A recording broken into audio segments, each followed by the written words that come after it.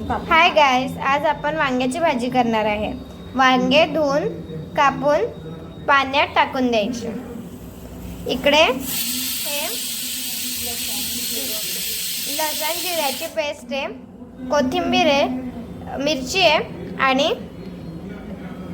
कढीपत्ता आहे। हे बघा, गॅसवर कढई ठेवायची आहे, त्याच्यात एक पडी तेल टाकायचं।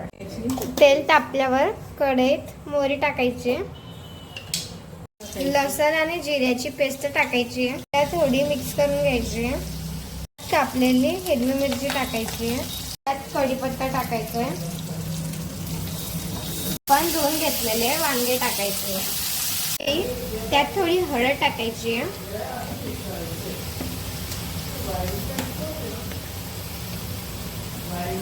आणि धनिया पावडर टाकायचं।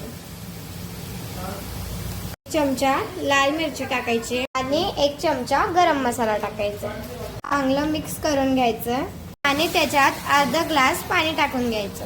आता त्यात थोडंसं मीठ टाकायचंय, मीठ टाकायची आणि चांगल्याने मिक्स करून घ्यायचं आणि थोडंसं पाणी सुद्धा टाकायचं। झाकण ठेवायचं। आम्हाला झाकून 10 मिनिटं झाले। 10 मिनिटांनी आम्ही हे झाकण काढून दिलं आणि बघा, ही भाजी बघून घ्या, तिला अशी चमच्याने मॅश करून घ्यायची, चांगली तयार आहे। खाण्यात एकदम चांगली लागते, तुम्ही नक्की ट्राय करा। लाईक करा, सबस्क्राईब करा। Thanks for watching.